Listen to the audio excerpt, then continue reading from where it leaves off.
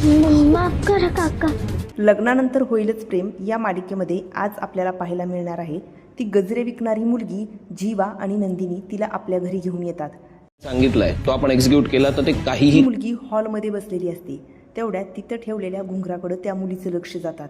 ती मुलगी त्या घुंगराला उचलून घेते. तेवढ्यात तिथे जीवा येतो आणि तो तिला म्हणतो हात लावू नकोस. तेवढ्यात ती मुलगी घाबरते आणि हातात असलेले घुंगरू खाली ठेवते आणि ती मुलगी पुढे म्हणते सॉरी काका, मला माहीत नव्हतं की हे घुंगरूला हात लावायचा नाही म्हणून.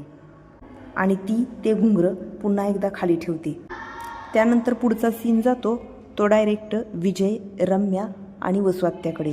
विजय, रम्या आणि वसुआत्या एकत्र बसलेले असतात. विजय म्हणतो हा जर प्लॅन आपला सक्सेसफुल झाला तर रम्याला कोणीही काही म्हणू शकणार नाही आणि कोणीही हात लावू शकणार नाही. ही ओळ खूप काही सांगून जाते. याचा अर्थ रम्या कुठल्या तरी मोठ्या प्रॉब्लेममध्ये अडकलेली आहे किंवा कुणीतरी तिच्यावरती दबाव टाकत आहे. त्यामुळे विजय आणि रम्या हा टोकाचा निर्णय घेत आहेत. त्यानंतर शेवटचा सीन जातो तो पार्थ आणि काव्याच्या रूममध्ये. पार्थने काव्यासाठी एक सरप्राईज आणलेला असतो.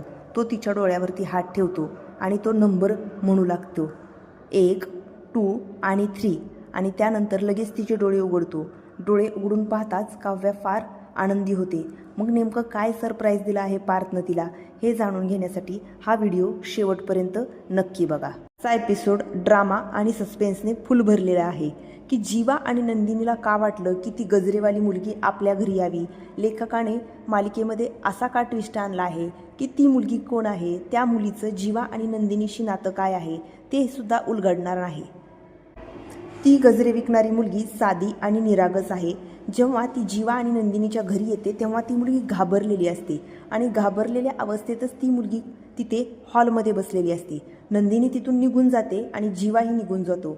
तेवढ्यात तिथे काही घुंगरं ठेवलेली असतात. ते घुंगरं नेमकी कशाची असतात, ते घुंगरं नेमकी कोणी ठेवलेले असतात हे सुद्धा प्रश्न आपल्याला तिथे पडलेले आहेत. आणि ती मुलगी त्या घुंगराला हात लावते. तेवढ्या जीवा तिकडून येतो आणि उगाचच त्या मुलीवरती ओरडतो. मग ती मुलगी आणखीनच जास्त भीते त्यामुळे. आणि जीवा त्या मुलीला म्हणतो अगं त्याला हात लावू नकोस. मग नेमकं त्या घुंगराच्या मागं काय रहस्य दडलेलं आहे. जीवा काहीतरी लपवत तर नाही ना त्या घुंगरामागचं सत्य. ती मुलगी ते घुंगरू खाली ठेवते आणि जीवाला म्हणते सॉरी काका, चुकलं माझं. मला माहीत नव्हतं की या घुंगराला हात लावायचा नाही आहे, कारण मी आजच तुमच्या घरी पहिल्यांदा आल्यामुळं मला त्याच्याबद्दल काहीही कल्पना नव्हती. पुढच्या सीनमध्ये विजय, वसुआत्या आणि रम्या एकत्र बसलेले असतात. विजय रम्याला कसल्या तरी प्लॅनबद्दल सांगत असतो. तो म्हणतो आपला हा जर प्लॅन यशस्वी झाला ना तर रम्या यानंतर तुला कोणीच काही म्हणू शकणार नाही आणि तुला कोणी हातही लावू शकणार नाही. प्रेक्षकांनो, हा नेमका कसला प्लॅन आहे?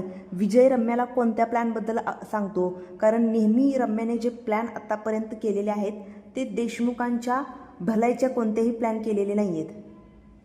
प्रेक्षकांनो, विजय नेमका कशाबद्दलचा प्लॅन करत आहे आणि हा जर त्याचा प्लॅन यशस्वी झाला तर नेमका धोका कुणाला आहे, कुणासंदर्भात हा प्लॅन आहे आणि याच्यानंतर पुढचा आणि महत्त्वाचा प्रश्न की रम्याला नेमका कोणता असा यशस्वी आनंद मिळणार आहे जेणेकरून ती विजयच्या प्लॅनमध्ये सहभागी झालेली आहे.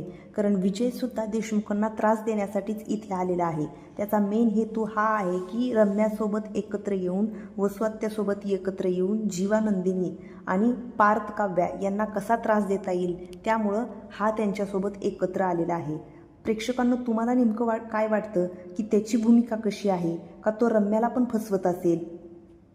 पार्थने काव्यासाठी एक सरप्राईज आणलेला आहे आणि ते सरप्राईज खूप छान आहे, पण तो तिला लगेच दाखवणार नाही आहे कारण तिचा सस्पेन्स तो थोडासा ठेवणार आहे.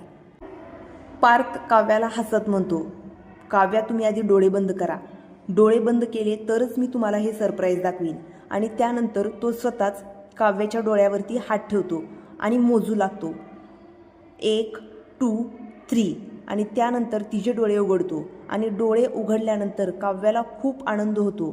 ती वळून पाहते. वळून पाहिल्यानंतर तिला जे सरप्राईज पार्थने आणलेलं आहे ते सरप्राईज तिला त्या ठिकाणी दिसते. ते सरप्राईज खूपच गोड असतो, त्यामुळे काव्या अधिकच आनंदी दाखवलेली आहे. पण प्रेक्षकांनो, काहीतरी गोड घडलं की त्याच्यानंतर काहीतरी वाईट घडणारं असतंच. प्रेक्षकांनो, या 3 ट्रॅकमध्ये वेगवेगळ्या गोष्टी घडणार आहेत आणि सविस्तर एपिसोड तुम्हाला पाहण्यासाठी आमच्या चॅनलला लाईक शेअर आणि सबस्क्राईब करा. धन्यवाद.